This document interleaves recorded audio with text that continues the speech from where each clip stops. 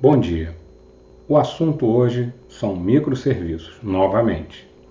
Eu já criei um vídeo sobre isso, mas a intenção era outra. Eu tenho notado uma confusão muito grande, especialmente em times de produto, sobre o que deveria ser microserviços, quais são as vantagens, os prós e contras da adoção dessa arquitetura e o que mais é necessário. Especialmente quando a gente compara com monólitos, por exemplo. Vamos lá. O que é um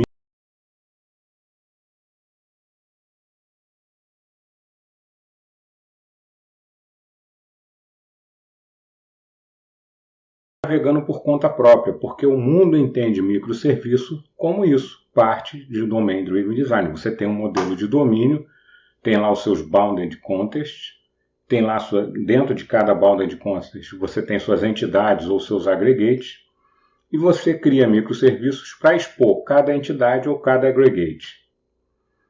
As entidades do modelo de domínio, elas possuem comportamento também, não é modelo anêmico.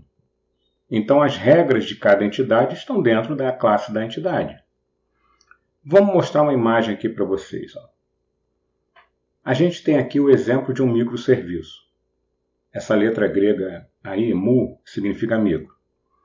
Então, a gente tem um Bounded Contest, que é uma fronteira dentro do modelo de domínio, onde esse modelo em particular se aplica. Por exemplo, cadastro, vendas, entrega, esse tipo de coisa. Tem várias entidades lá dentro. Eu selecionei um aggregate desse Bounded Contest para expor nesse microserviço. Então, um aggregate é uma entidade do modelo, com suas próprias regras, com comportamento e propriedades, características. Mas ela pode ser uma entidade simples ou uma entidade composta por outras entidades. E eu estou expondo isso aqui. O acesso é feito através da entidade raiz, ou aquela que é mais forte. Nessa outra imagem, você vai ver um exemplo de aggregate melhor. Nós temos aqui user, phone e e-mail. 3 entidades. O usuário, o user, os seus telefones, seus números de telefone e seus endereços de e-mail. Podemos dizer que phone e e-mail são um pouco mais do que value objects, porque eles basicamente são identificados pelo seu próprio valor. Mas são entidades separadas. Não faz sentido eu acessar o telefone independente do usuário. Eu não sei de quem é aquele telefone. Assim como não faz sentido acessar o e-mail independente do usuário.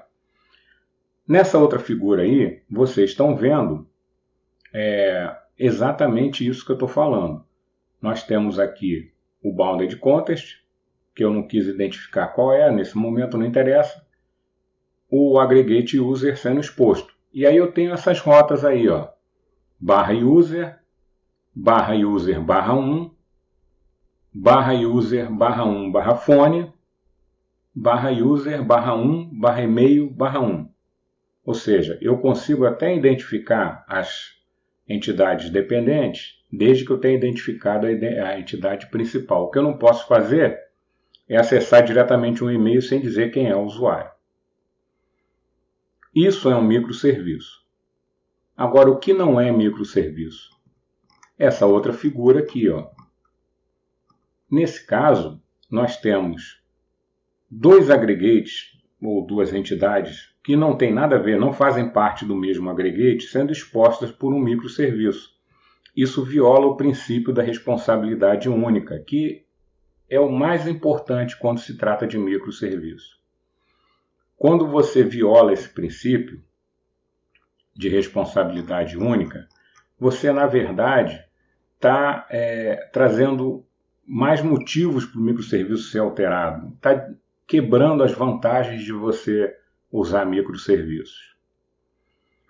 Agora, além de microserviços, o que existe?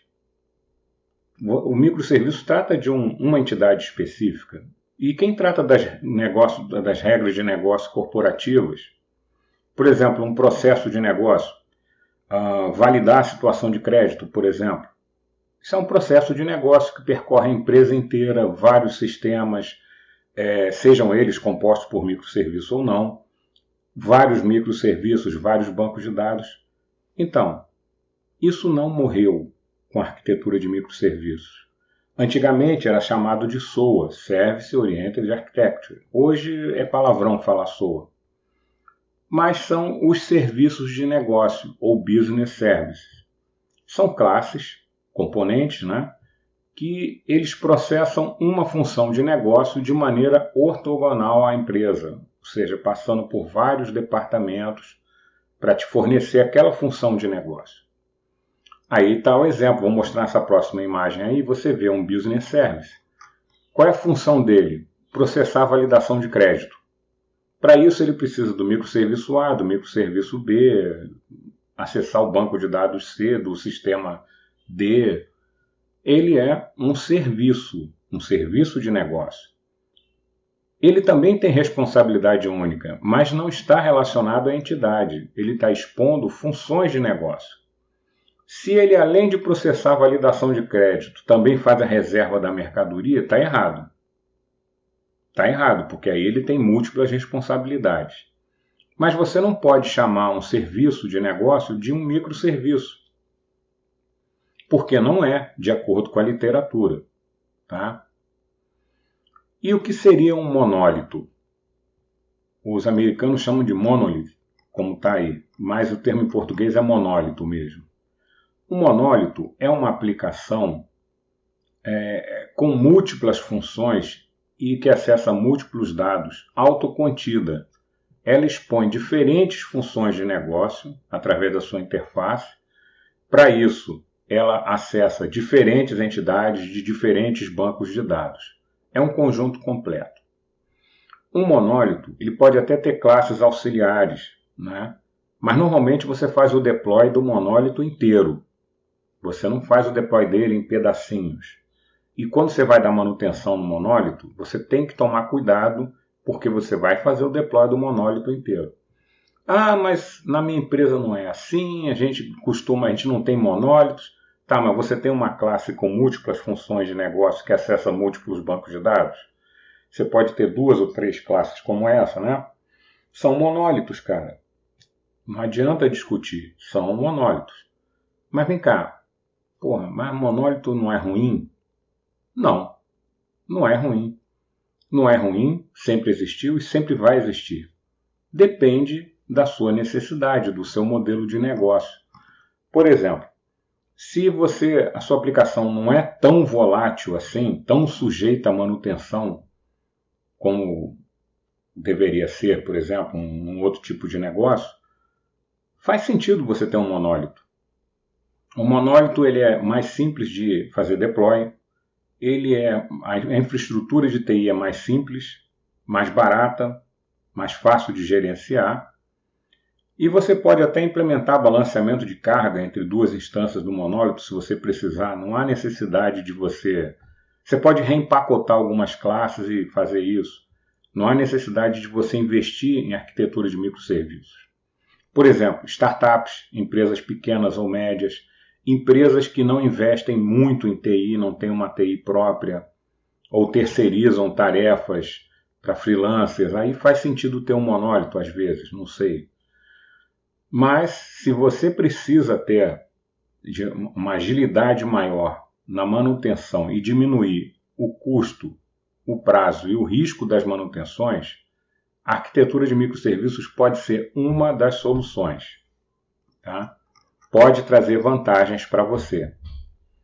Agora, como é que isso é feito?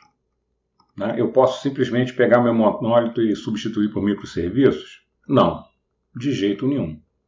Se você fizer isso, você vai apenas estar ampliando a confusão na sua organização. Não vai ter os resultados que você espera. Né? Você está aumentando a entropia da sua plataforma de software. Por quê? Porque um monólito, ele não é... A relação entre monólito e microserviço não é 1 para 1. Nem 1 para N. Um monólito é quebrado em vários microserviços. Não. Um monólito é quebrado em vários tipos de componentes diferentes, entre eles microserviços.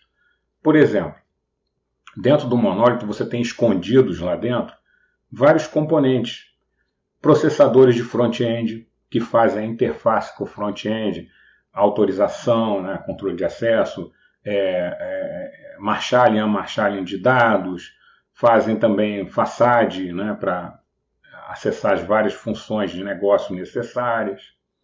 Você tem os componentes de lógica de negócio que implementam as funções de negócio. E você tem os componentes de persistência.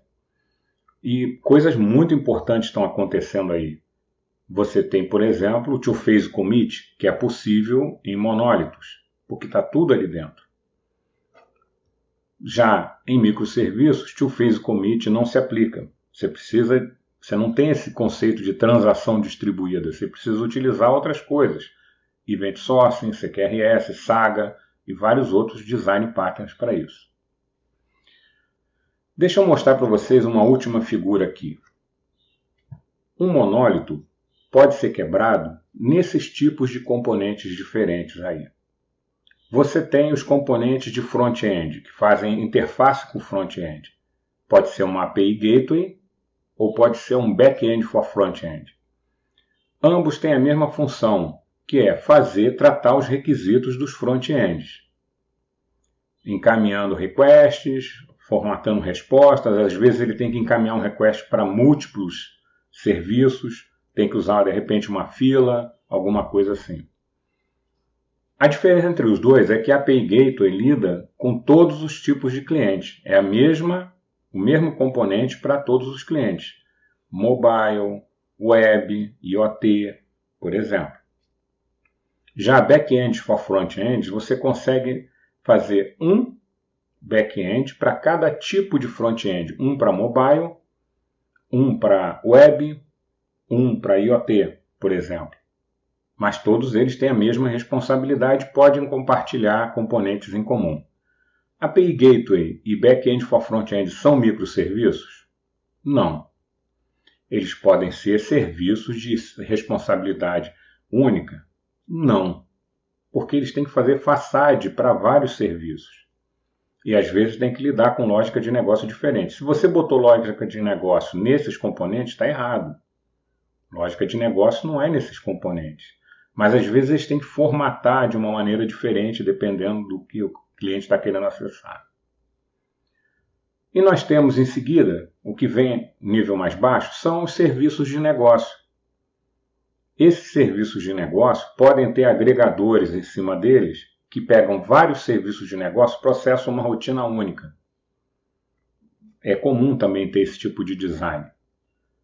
Esses componentes são componentes de granularidade grossa, ou seja, são poucos componentes com muitas entidades que eles lidam dentro. Só que eles não lidam com as entidades, eles lidam com microserviços, que são a próxima camada.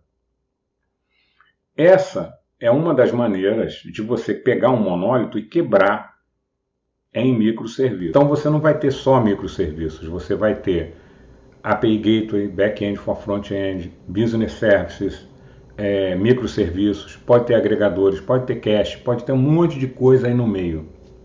Tá? Então, resumindo aqui tudo que nós falamos, microserviço é isso que eu apresentei para vocês. Tá? Você não pode pegar um monólito e substituir por microserviços. Você tem que analisar o que você precisa fazer. Também não é como algumas pessoas fazem, pegam um conjunto de tabelas, botam num banco de dados à parte e chamam de microserviço. Não. Sem Domain Driven Design isso não faz sentido. Espero que eu tenha ajudado. Qualquer coisa no link aqui na descrição tem o link do PDF para vocês baixarem. Obrigado e até logo.